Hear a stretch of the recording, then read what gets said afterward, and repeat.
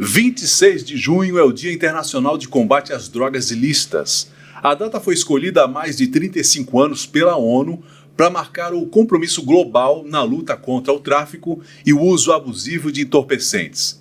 Aproveitando essa data, é realizada em todo o país a Semana Nacional de Políticas sobre Drogas, que tem por objetivo fomentar o diálogo entre governo, sociedade civil e demais atores envolvidos na temática, buscando a construção de uma abordagem integrada e multidisciplinar para lidar com a questão. Sobre esse assunto, nós recebemos aqui no Conexão Justiça de hoje o desembargador Leopoldo Augusto Brigman e o delegado de Polícia Federal Israel Castilho. Senhores, obrigado pela participação. Eu vou começar perguntando ao delegado que, além do trabalho de prisões, de combate às drogas, também a Polícia Federal tem um trabalho de prevenção, né? Como é que é feito esse trabalho de prevenção? Primeiramente, uma boa tarde, senhores. Boa tarde, desembargador. Boa tarde. A Polícia Federal, constitucionalmente, é o único órgão da estrutura da segurança pública que tem a responsabilidade de trabalhar tanto na prevenção quanto na repressão. A repressão da Polícia Federal ela já é amplamente conhecida. Praticamente todos os dias, todas as semanas, nos principais programas, seja de rádio ou de televisão, se tem notícias de grandes operações da Polícia Federal envolvendo o tráfico de drogas e a lavagem de dinheiro decorrente do tráfico de drogas. Agora, o aspecto da prevenção, da atuação da Polícia Federal como órgão preventor, é o que a gente vem ainda engatinhando, mas já demos grandes passos já para unificarmos no Brasil a atuação como órgão preventor. A prevenção ela é muito mais complexa do que os colegas aqui possam imaginar. Normalmente você entende que são realizadas palestras em escolas, conversas, mas a prevenção ela é muito mais profunda e abrangente. Para ser considerada prevenção, uma atuação preventiva ou ser um agente que atue como prevenção, ele tem que primeiro ser certificado para isso, para atuação, já que o fato de você apenas ter uma formação, seja de pedagogia ou experiência policial, é insuficiente para te dar gabarito para falar sobre o tema.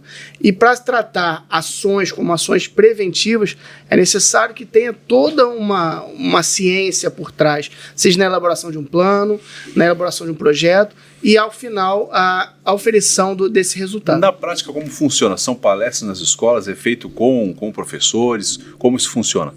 Na prática, atualmente a Polícia Federal trabalha com 3 projetos que foram internacionalizados. É o hashtag Tamo Juntos, Projeto Família Forte e o Programa Elos. São programas voltados para crianças e adolescentes com a finalidade de encontros semanais, de 8 a 12 encontros semanais, a abordarem diversos temas, não só efetivamente o tema drogas, sejam elas drogas lícitas ou ilícitas, como também voltado e principalmente voltado para o comportamento social, para o indivíduo enquanto pertencente a uma sociedade. Então essa é a atuação da Polícia Federal hoje. As palestras individuais e prestadas sem nenhum respaldo científico correm o risco, inclusive, de terem um efeito iatrogênico, que é um efeito indesejado e reverso do que se pretende, que é gerar uma curiosidade, gerar um estímulo, gerar até um aumento do consumo de drogas para aquele que está recebendo aquela informação. Então isso é feito com a escola? Isso são feitos em escolas. Se eu for um diretor de uma escola, eu posso entrar em contato com a Polícia Federal para tentar que esse projeto também seja aplicado na minha escola? Não só pode, como deve. Será uma honra a Polícia Federal aqui em Santa Catarina atendê-los. Então nós vimos aqui que a Polícia Federal, além do combate, também tem esse trabalho de prevenção. Eu estendo também essa pergunta agora para o nosso desembargador. Já se fala que o combate à droga tem uma visão bélica, né? Tanto é que se usa contra a guerra contra as drogas, né? É uma guerra até longa, né? E parte da sociedade até acha que essa guerra é uma guerra perdida e fica estimulando outras teorias de que possa ser diminuído com legalizações, enfim. Na visão tanto da Polícia Federal quanto do Judiciário, uma visão particular, há luz no fim do túnel? Essa guerra tem um caminho para poder acabar em médio prazo? Não tem. Não tem? Não tem. Não tem, porque também na prevenção que o doutor falou, ela é antecedente até o próprio uso. Qual é a maior frustração de um magistrado na comarca quando ele está trabalhando? É chegar uma pessoa que não pode nem ser conduzida numa viatura, portando droga, tendo posse de droga, ela não pode ser conduzida, porque a questão é tratada como saúde, né? Você não pode pegar uma pessoa usando a droga na Avenida Ciro Luz e achar o policial que pode colocá-la dentro da viatura e levar ao juiz. Não é assim que funciona, é um termo circunstanciado, né, doutor? É encaminhado, um dia fixo para ele chegar lá. Qual é a maior frustração do juiz nesse dia? É não ter aonde encaminhar de forma preventiva daquela que o doutor falou, que é aquela da escola, ainda jovem lá, criança ou adolescente, e já aquele adulto que se iniciou na droga. Você não tem uma instituição para interná-lo, para desintoxicá-lo, para tentar fazer aquela palestra que ele fala, que é fornecida ou prestada pela Polícia Federal, aquilo se tornar uma modalidade de não uso, tentar interromper ali. Essa é a maior frustração do magistrado. Por isso que essa guerra não vai acabar nunca. Mas isso, doutor, é porque hoje a Política Nacional de Combate às Drogas é basicamente repressiva? No tráfico, sim, mas ela não é repressiva no usuário, que é onde é o elo, é o mão suja de sangue que eu chamo. Porque o usuário, eu já escrevi um artigo sobre isso, eu digo que ele é o usuário, vírgula, sua majestade. O usuário, vírgula, sua majestade. Porque ele é que manda em todo o tráfico de drogas. Isso é que nem fumar. Se você fuma, alguém vai fabricar. Se alguém tiver um carro, alguém vai fazer o pneu. Então, a luta contra o tráfico de drogas, ele não só se inicia, como o doutor falou, que é aquela lá na escola, como aquele que também é conduzido à presença do magistrado no tribunal, num termo circunstanciado, para dizer, olha, cidadão, é o seguinte, eu tenho 3 alternativas aqui. Eu tenho uma, a multa, prestação de serviço à comunidade, a terceira é participar de cursos, né, palestras para ele ensinar o sistema, e a quarta é a desintoxicação, cuja mãe está lá na sala do juiz, eu cansei de presenciar isso aqui na capital, de querer a família internar o próprio filho, e não ter onde levar. A não ser aqueles que têm dinheiro para fazer um pagamento mensal para que isso seja um tratamento eficaz. O que é importante mencionar nisso tudo? Que a partir que esse cidadão, que esse usuário, chega ao Poder Judiciário, seja conduzido pela polícia ou não, nós já falhamos. O trabalho preventivo já falhou. E esse trabalho preventivo, ele não é exclusivo de um órgão da nossa sociedade. Ela não é exclusiva da polícia, não é exclusiva do judiciário. Todos. São de todos nós. Ele se inicia na educação, ele se inicia no aspecto de assistência social, ele se inicia com assistência à saúde, com acesso à saúde. Quando há a falha na prevenção... Das comunidades deficientes, né, doutor? Claro. Onde claro. o Estado não está, Exato. Isso vai se propagar. Então chega a Polícia Federal como braço forte, a polícia como um todo como braço forte do Estado. Sistema de segurança, né? No sistema de segurança acaba sobrando para a segurança pública lidar com situações em que os demais órgãos governamentais e a sociedade civil já falhou. Então gera essa frustração, como o doutor mencionou. O doutor delegado falou que esse modelo de prevenção foi adotado de outros países, é isso? Isso. Que é o de palestras. Os 3 programas que a Polícia Federal adota são importados, foram adaptados de outros países. Nós temos várias experiências hoje de países que são apontados como seriam referências no combate à droga, tanto em termos de legalização quanto uso para efeito de medicamento. Existe hoje um país que seria um norte para o Brasil como modelo de combate às drogas? Eu acredito que ainda não há nenhum país que possa se colocar como referência aos demais.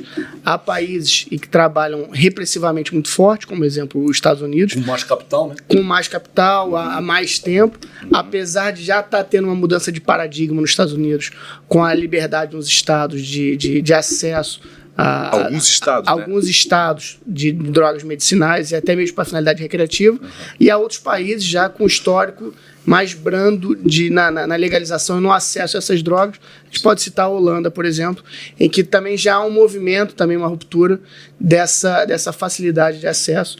Então, o que eu posso dizer hoje é que nós não temos ainda, enquanto nação, seja ela qual for, um caminho que possa ser base, como possa ser um farol, uma referência para a atuação dos demais países.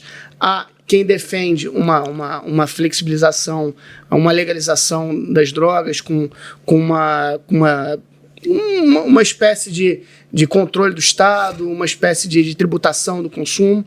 Há outros que defendem o aumento do rigor no tratamento do usuário, que é ele, como o doutor mesmo falou, que acaba sendo o grande propulsor do consumo da substância, mas é um assunto muito complexo em que ainda, respondendo objetivamente à pergunta, não há ainda nenhum país em que possa ser o guia. Agora, há países de referência. O Reino Unido, por exemplo, trabalha muito bem a questão das drogas. O Brasil é um país de referência mundial no combate ao cigarro, por exemplo, ao tabagismo. Sim. Na década de 90 até hoje, se passaram 30 anos e o consumo de cigarro no Brasil diminuiu muito. Mas é um combate. É um combate. Não pode mais fazer isso, não pode mais fazer aquilo. Não pode ter campanha na televisão e a embalagem tem aquelas imagens mas como eu disse, apesar de sermos referência, não temos a solução. Há uma tributação muito alta no cigarro com a finalidade de inibir o consumo, por exemplo. Mas você acaba segregando a quem pode e quem não pode ter acesso a um cigarro a R$15 o maço. Então você acaba estimulando, de certa forma, o aumento do contrabando de cigarro, que é outro crime em que há anualmente milhões e milhões e milhões de maços de cigarro sendo introduzidos no Brasil clandestinamente. Poderia ter uma situação parecida. Então, se eventualmente legalizasse a maconha, vamos dizer assim. Eu acredito que sim. Mesmo você vai com legalizar, uma tributação alta para compensar os danos. Sim, você vai legalizar uma substância que não é interesse que seja estimulado o consumo. Então, uma das formas de medidas atuais é você tributar em valor altíssimo. Então, você vai limitar as pessoas que terão acesso àquela determinada substância. E outra, né? Eu também penso da seguinte forma: legalizou, eu não sou contra a legalização, não sou. Agora, junto com a legalização, tem que vir instrumentos para efeito de que aqueles que estão chegando já no ápice do vício, problema de saúde. Claro. Quem vai suportar daqui a 15, 20 anos o problema de saúde dessas pessoas que hoje nós estamos legalizando a droga? Principalmente o SUS, né? Porque assim, tributação alta, ok, mas o doutor sabe e o colega também sabe que isso cai numa vala comum que acaba não voltando para o Estado, como saúde. Por exemplo, hoje a Cracolândia de São Paulo, aquilo ali deu tudo errado. Nós estamos na Lei 6368 desde 76, o doutor acho que não trabalhou com ela, depois veio a 11.343, que a gente não vê o quê? Que essas pessoas que usavam droga lá no meu tempo, quando eu comecei como juiz em 91, que hoje eles estão simplesmente participando da organização criminosa, que é o capital de giro deles é o quê? A droga. Então, eu não vi, né? Lógico, muitos já faleceram, outros se recompuseram, mas eu conheço gente de 1991 que hoje está com seus 50, 58 anos que participam de organização criminosa ainda voltada ao tráfico de drogas. Ou seja, nós falhamos. Como nós falhamos na Cracolândia. Como nós estamos falhando aqui atrás do Instituto, onde todo dia, se você passar ali, tem 20, 25 pessoas. Está crescendo e ninguém está observando isso. E assim, para esse povo ter uma vida de autorização do Estado para usar droga, eu não sou desconforme com isso, porque eu prefiro que o Estado venda do que o traficante entre na casa de uma família. Isso eu não tenho a mínima dúvida. Agora, tem o seguinte, tem que pensar de forma planejada como é que eles vão ser tratados no futuro. Ou seja, essa verba, doutor, ela não pode ir para uma vala comum. Ela, desde agora, tem que ser devem ser construídos centros para reabilitação. Nesse sentido, o cigarro, a política que foi adotada com o cigarro, a gente está falando de maconha porque, salvo o entendimento contrário, doutor, é a droga que mais se aprende no Brasil. Eu acho que é a maconha, né? Sim. Sim. Tem cocaína, tudo, mas é mais... Sim. Mas o crack está batendo alto com ela. O que foi adotado no cigarro, proibição de propagandas, embalagens com... Não, é que o Estado acha que a lei por si só faz isso. Sim. O problema é esse, é que como não tem uma lei dizendo é proibido fumar cigarro lícito, não existe uma lei nesse sentido. Existe uma propaganda e um combate para que ele não faça uso. Para desestimular, Então, né? o que Não que se proíbe, desestimula, o né? Estado acha que no momento que ele criou a lei 11.340, que sucedeu a 6368, ele, não, está tudo correto. Nós criamos a lei, é proibido e acabou. Não é isso, Tom? E há uma... E não é assim. É preciso nós termos a consciência de que grandes organizações criminosas nacionais e internacionais estão contrabandeando cigarros em toneladas no Brasil. Então, se você acreditar, se você ter achar que a política adotada como cigarro pode ser adotada para e passo para a maconha, Como uma analogia, como né? uma Como analogia, modelo. você vai entrar naquilo que é o grande problema hoje, é o traficante violento. Claro. Você não vai acabar com isso. Porque os o tráfico de traficantes cigarro também não acabou. não Ou seja, acabou. se criou, São né? os contrabandistas que hoje em dia são controlados, as fronteiras brasileiras são controladas pelas grandes facções e organizações criminosas brasileiras. E para o cigarro, né? Que não Voltadas tem uma pro lei cigarro. específica, ó, não pode, é proibido fumar. Tá, tudo bem. Então o Estado, como acha que ele tem a 11.340, que ele está combatendo o tráfico, ele não está, né? Mas ao mesmo tempo é o seguinte, o dia que disser que é proibido, aliás, que é autorizado ao uso da maconha, com todo respeito, dependendo do preço que eles fixarem aqui, eles vão buscar isso fora. Exato. É a mesma coisa, isso é uma... Igual que acontece com o cigarro, aumentou-se o preço por Se tributação. você vende um maço de cigarro de uma marca X a R$15 e tem um maço contrabandeado a R$3, E as nossas empresas de cigarro, todo mundo sabe que hoje estão produzindo no Paraguai, né? Mandando para cá, entre aspas, aqueles que compram de forma lícita, mas 90% vem contrabandeado. E é uma coisa que não se tem como controlar. Isso é um problema muito sério. Se não pegar, doutor, aquele primeiro usuário lá na origem, cujo agente e a polícia não aborda mais, não aborda, obviamente que muito menos a Polícia Federal, porque a atividade dela é ultranacional, ela não é nacional. Sim. O nosso policial local, o nosso guarda municipal, ele não tem respaldo, ele não sabe nem como agir, porque eu parei aqui na frente do Instituto outro dia, porque eu passo ali, e perguntei para o policial, que eu conheço, o cidadão, como é que tu faria para abordar aquele usuário de droga? Dois pirralhos, sei lá, 13, 14 anos, doutor, eu não sei o que fazer. Primeiro que eu não posso levar na viatura, eu vou ter que fazer um TC, se ele for maior, Tem que liberar ali. ou fazer uma apreensão dele e levar lá no juizado. Agora, eu não sei o que fazer. Eu não tenho coragem para fazer isso.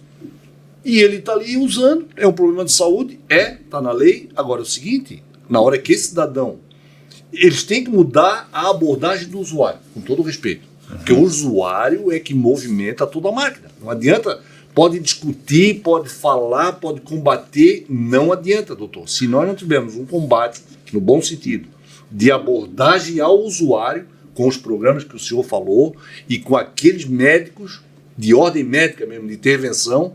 Hoje, por exemplo, qual é a família que consegue colocar, doutor, um parente seu, de forma não dele, de interesse dele, de ser internado? Por livre espontânea vontade, ele não vai. Não vai. Aí tem que partir o quê? Para uma interdição. Você interdita a pessoa, você passa a ser o curador dela, e aí você vai internar. Aonde que você vai internar? Só se tiver dinheiro. Aí dinheiro é o quê? 2 salários mínimos por mês? 3? Essa família, se tiver um conforto financeiro, vai dar conta.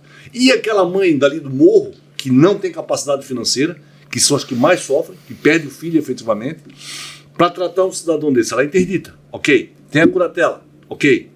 Dinheiro para fazer o tratamento. Tem instituição pública? Não tem. Não tem. Mandar pro São José, aquilo ali não resolve. Passo a dizer, se nós não fizermos uma abordagem com seriedade sobre o usuário, não da forma que está agora, nós temos que ter, não violenta, não é nada disso, é tratamento. Tratamento. Ele é que movimenta a máquina. Ele é a majestade do tráfico. Ponto. Para quem está nos ouvindo de outra comarca, o Instituto de Educação aqui em Florianópolis, bem tradicional, aqui perto do centro de Florianópolis, na nossa capital. Baseado no que o doutor falou, algum país hoje se aproxima do que o Brasil deveria, como modelo, do modelo que o Brasil deveria adotar? Por exemplo, Portugal, se fala muito que Portugal está fazendo uma abordagem relacionada aos usuários. Seria uma realidade que a gente poderia trazer para cá? Ou o Brasil tem características absolutamente diferentes, uma fronteira para cuidar enorme, situações de regiões completamente diferentes que teríamos que inventar um modelo próprio? Só um minutinho, doutor. Primeiro, tem muitos países que não tratam esse usuário como problema de saúde, né, doutor? É crime, como é a nossa legislação. Só que tem uma outra abordagem que é a saúde. Certo. Os Estados Unidos apreende e prende pessoas que têm posse de droga. Isso é a política ou a legislação de cada país. Acho que lá tem uma diferença, né? Que a legislação federal proíbe e a estadual é que autoriza, né? Alguns estados. A depender da condição que você esteja andando nos Estados Unidos, se você estiver aparentando, por exemplo, estar intoxicado por alguma substância, seja ela lícita ou ilícita, você pode inclusive ser recolhido para a prisão, permanecer 24, 48 horas até você se restabelecer para retornar ao convívio à sociedade. Mas voltando à nossa realidade aqui no Brasil, nós somos um país continental, uma fronteira imensa com os maiores produtores de droga do planeta, sejam eles maconha ou cocaína. É verdade. Nós temos uma fronteira enorme, que realisticamente você adaptar modelos de países que são menores que alguns estados nossos é muito complexo. Então nós temos dentro do nosso Brasil diversos Brasis. Você tem que pegar o que tem dado certo em outros países, o que tem dado certo no âmbito da prevenção em outros países e aplicar de forma séria no país. Você tem que entender que a prevenção aplicada séria, com embasamento científico, ela sendo empregada nas crianças no momento certo, não adianta a gente trabalhar a prevenção com jovens de 18 anos. Na nossa realidade Brasil, jovens de 18 anos já são, com perdão da expressão, pós-graduado em tráfico de droga. Sim, sim. Então nós temos que trabalhar... Qual seria a idade que a gente poderia falar sobre droga com os filhos? Agora é uma questão diferente, né? Dependendo do grau econômico, o acesso a essa realidade é rápido ou um pouco mais postergado, né? Imagino que quem mora em comunidades carentes tem essa realidade já desde da primeira infância, né? O que acontece? No âmbito de Santa Catarina, que é a nossa realidade aqui, nós temos uma glamorização do uso de substância entorpecente, bebida. É muito comum nós estarmos em momentos de confraternização tomando uma garrafa de vinho, por exemplo. Assim como o cigarro era há pouco tempo atrás. O cigarro, pouco tempo atrás, era uma glamorização, eram propagandas, eram os esportistas, todos em propaganda, as pessoas de referência, era um certo glamour você ostentar um cigarro em sua mão. Então, dá uma glamorização para o consumo de determinadas substâncias lícitas. Voltando a falar especificamente sobre substâncias ilícitas, a idade em que é indicada o trabalho são de 11 a 14 anos. No Brasil,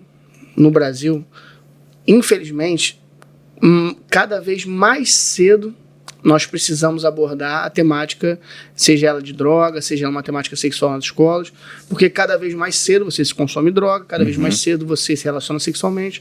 Então, há 20 anos atrás, só para fazer um paralelo, a vacina de HPV era indicada para meninas de 14 anos, hoje é indicada para meninas de 9 anos. Por quê? Porque tiveram casos de meninas nessa idade se relacionando sexualmente. Então, você reduz a faixa etária de acesso àquele medicamento.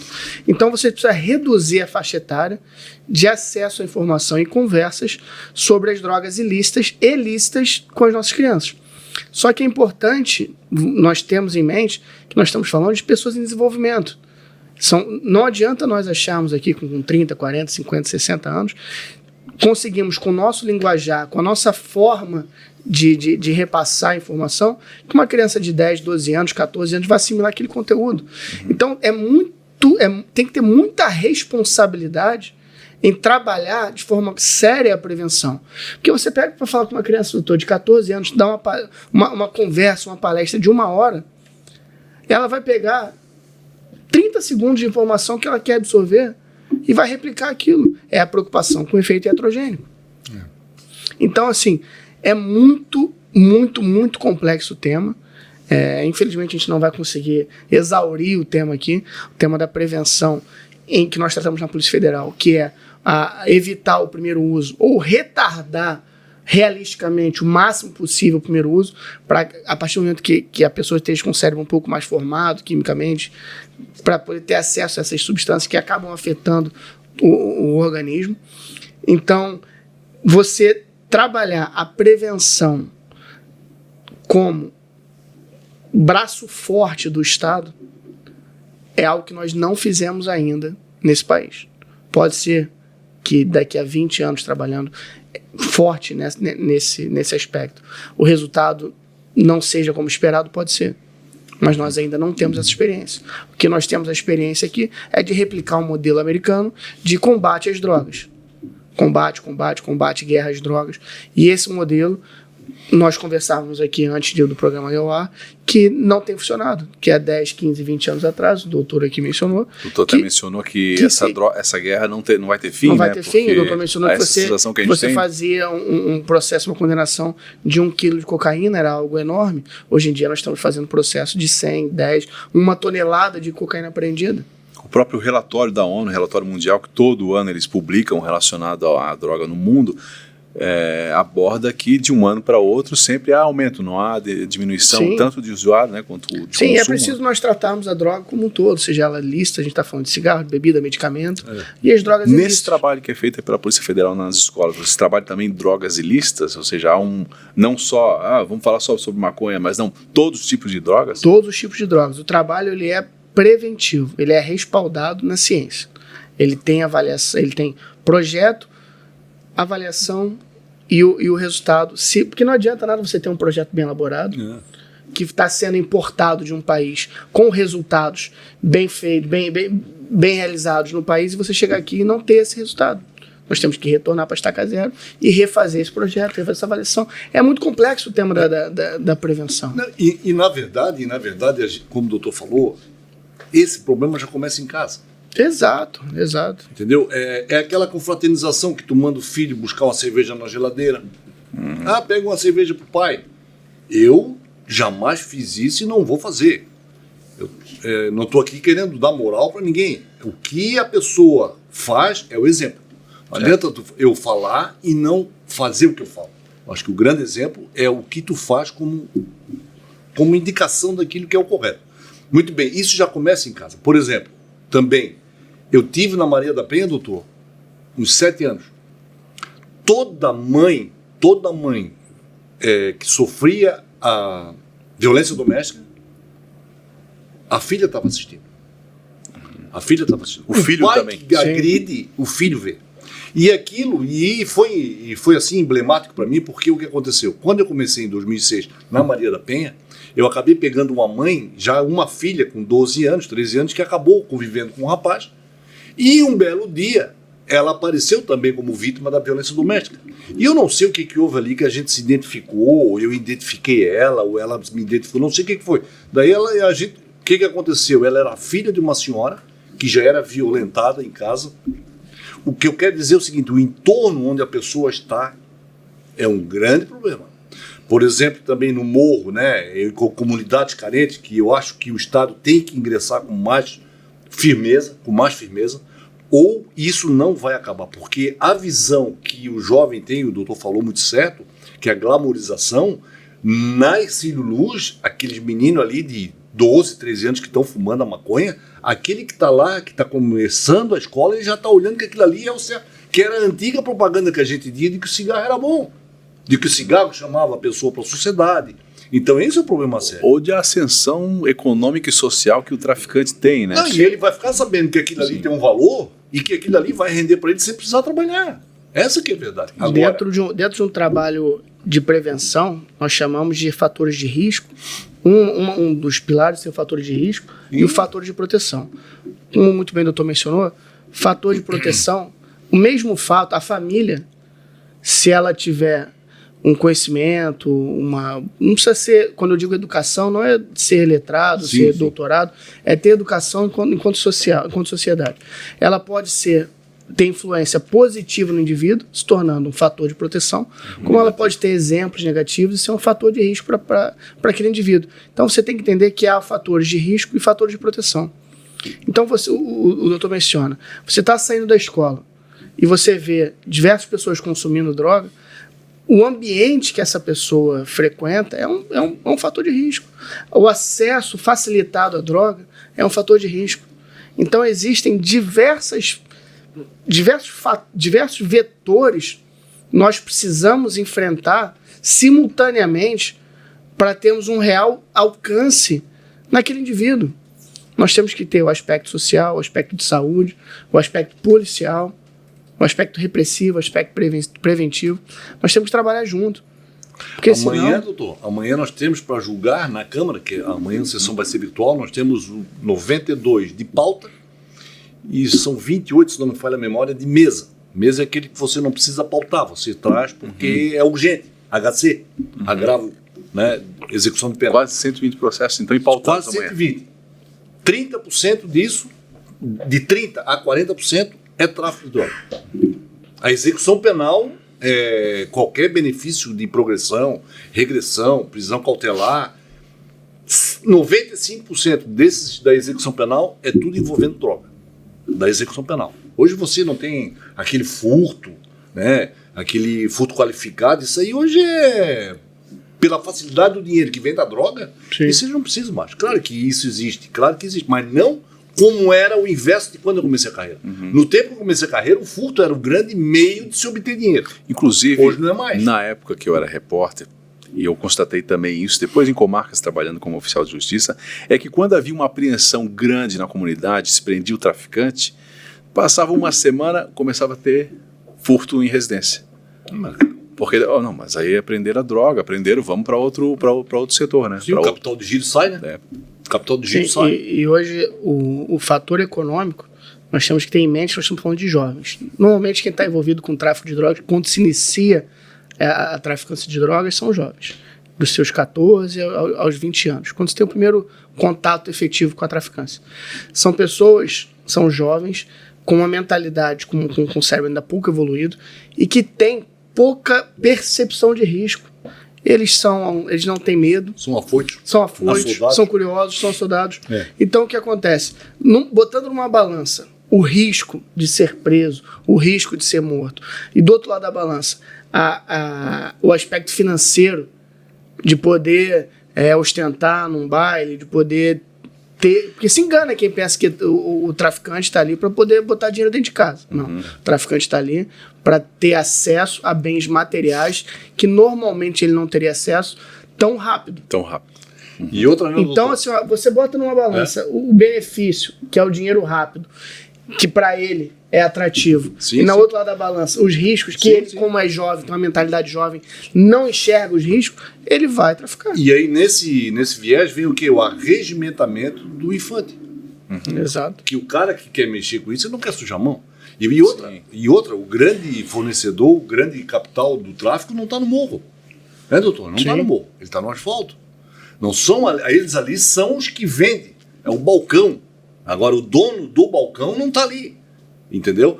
Então, o jovem, o que mais a gente percebe ali na Câmara, e o doutor sabe disso, não tanto porque ele tem um outro nível vamos dizer, de investigação, que com isso ele dificilmente vai pegar, que é o tráfico de drogas com adolescente. Isso ele está num outro patamar de investigação. E, como eu falei, é internacional. Sim. Alguma coisa lá que ele está fazendo investigação que ele capta, talvez uma quebra de sigilo telefônico. A maioria dos processos crimes de tráfico de drogas dificilmente vem algum que não tem um adolescente, que é o parágrafo, o inciso 6 do artigo 53. Do 43, se não me falha a memória. Sempre tem um infante, porque atrás desse infante tem um adulto que financia ele, e esse traficante que está ali na comunidade menos abastada, não é ele que financia, o capital de giro vem de baixo. Agora, quem que é o problema, né, doutor? E essa é a responsabilidade da Polícia Federal, que é desarticular as organizações criminosas e descapitalizá-las. Porque o traficante da rua, o traficante do morro, ele é substituído num estalar de dedos. Você pode prender 100 hoje, que amanhã terão 110. Agora, a partir do momento que a Polícia Federal atua para desarticular quebrando os cabeças dessa organização criminosa, quem é que traz essa droga? Nós não somos produtores de droga. Então, quem é que traz essa droga? Nós vamos lá e desarticulamos essa organização criminosa. Nós vamos lá e descapitalizamos essa organização criminosa. É incansável, né, doutor? É ininterrupto, é infinito. Até porque às vezes Nós desbarata uma organização e demora um tempo e já aparece outra. Nós estamos em Santa Catarina. A Polícia Federal, no ano passado, ficou em terceiro lugar em apreensão de droga no estado de Santa Catarina. Em Santa Catarina. Com esse tamanho, assim, né? Com esse tamanho, com essa fronteira, que não é uma fronteira tão grande ou tão agressiva. Com essa fachada de quase estado europeu, né? Exatamente. A Polícia Federal, ano passado, nós apreendemos e posteriormente destruímos cerca de 74 Não seria um estado que seria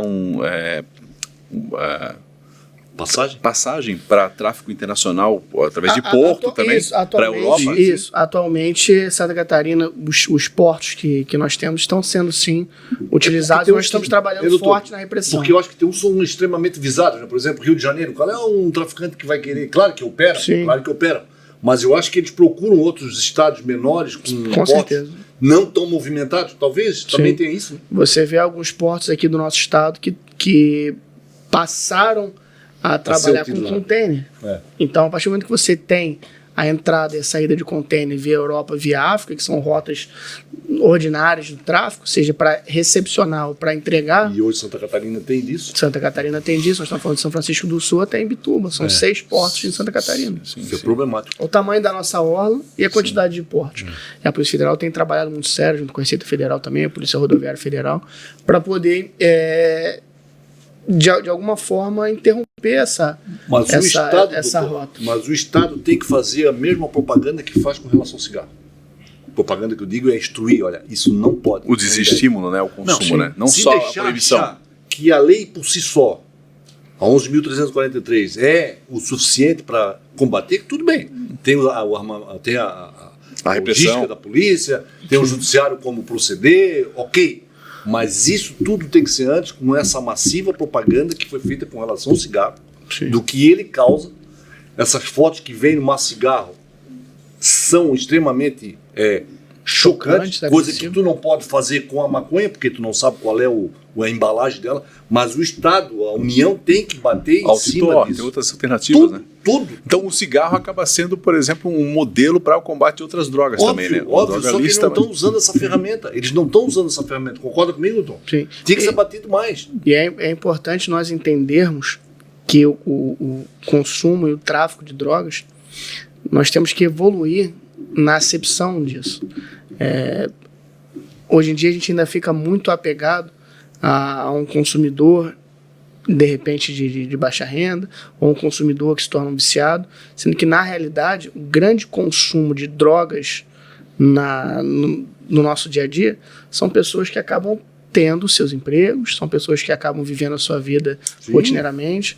Então, é preciso nós modernizar. É o consumidor também que não acha que é o problema. Que não acha que é o problema. Então, ele acha que não é ela. Isso, ele acha que não tem relação Por isso que quando com a traficância, já que ele não vê arma, não frequenta...